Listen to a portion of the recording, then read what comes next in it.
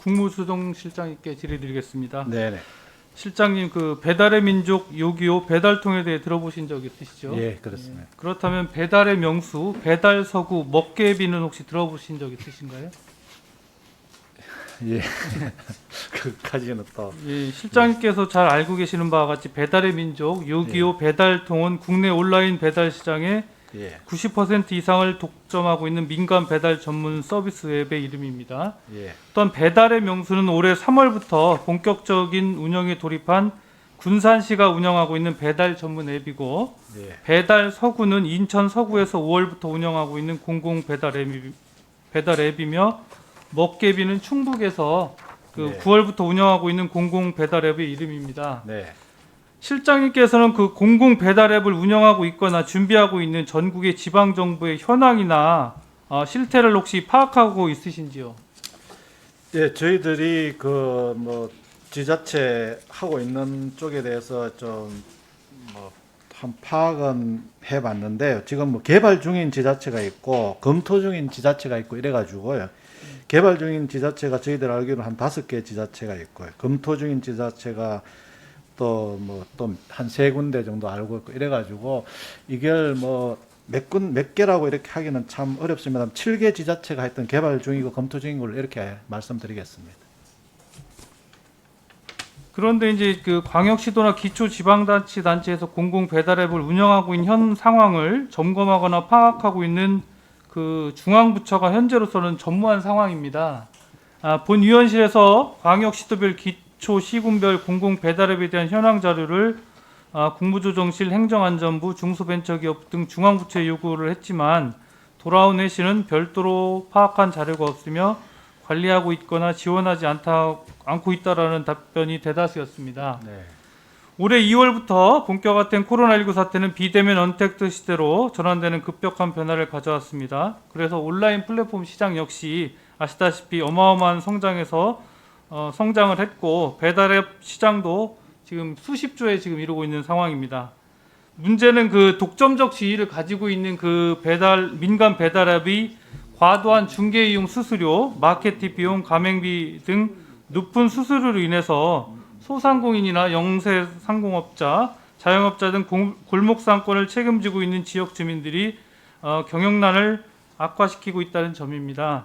그래서 급기야 일부 지방자치단체가 선제적으로 대응해 나가면서 새로운 유통환경에 적응하면서 지역 주민이 참여하는 공동체적 그 성격과 소비 진작, 소상공인의 비용 절감 및 지역 경제 활성화라는 다양한 효과를 가져올 공공 배달 앱을 개발해서 본격적인 운영에 이제 들어간 상황입니다. 네.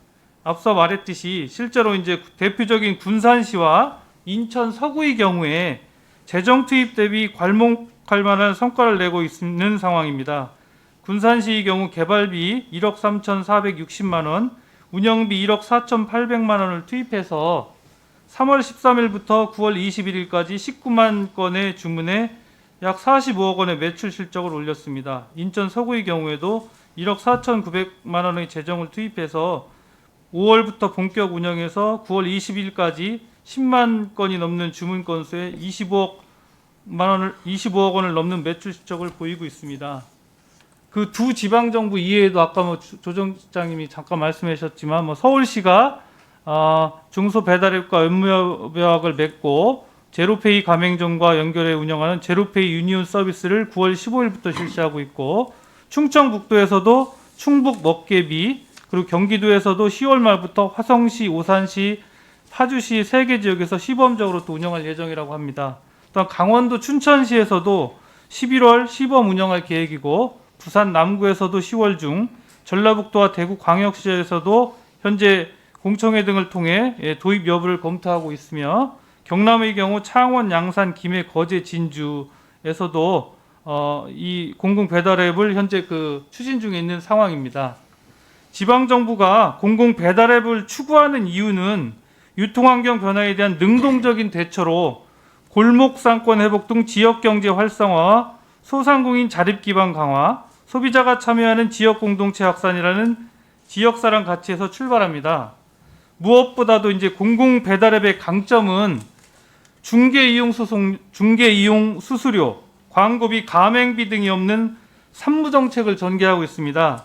그래서 민간외과의 차별화를 가지고 있고 특히 지역 화폐와 요즘 이제 많이 발행을 하고 있죠. 네. 지역 화폐와 연계해 운영함으로써 지역 주민과 자영업자 소상공인의 상생이 가능하다는 점입니다. 특히 지역의 강점과 특성을 활용한 모바일 유통 환경과 지속 가능한 플랫폼 구축 시스템을 찾아가면서 소비 진작과 지역 경제 활성화를 추구하고 있습니다. 국무조정실장님, 네. 지방 정부가 추진하고 있는 이러한 공공 배달 앱에 대해서 중앙 정부가 이렇게 관심을 가져야 할 이유가 충분하다고 보이는데 어떻게 생각하십니까?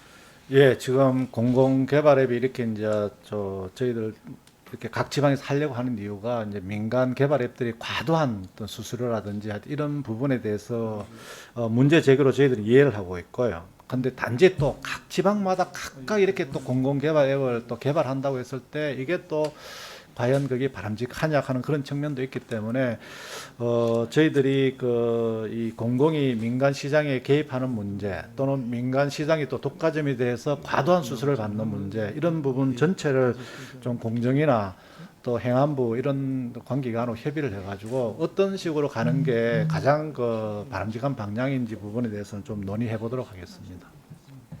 예, 중앙정부가 지역사랑 상품권과 지역화폐 지원을 강화하고 확대하고 있는 시점에서 네. 지역화폐 연계 운영하고 있는 공공배달앱의 운영 지원과 지속가능한 서비스 지원 방향을 저는 이제 중앙정부 차원에서 네. 모색을 해야 한다고 생각합니다. 네. 지역경제 회복과 공동체 기능의 회복, 또 지역주민 참여라는 다양한 순기능을 가져오고 있는 지방정부의 공공배달앱을 지원하고 관리할 방안을 국무조정실에서도 적극적으로 한번 검토를 해 주시고 이에 대한 방안에 대해서 혹시 검토가 끝나면 그 결과를 좀 보고해 주시기 부탁드립니다. 네, 알겠습니다. 예, 이정문 의원님 수고하셨습니다. 다음 질의는 존경하는 이영 의원님 해주시기 바랍니다. 이 질의가 끝나고 2시간이 넘어서 우리 참석자들의 생리 현상도 있고 해서 잠시 쉬도록 하겠습니다. 질의해 주시기 바랍니다.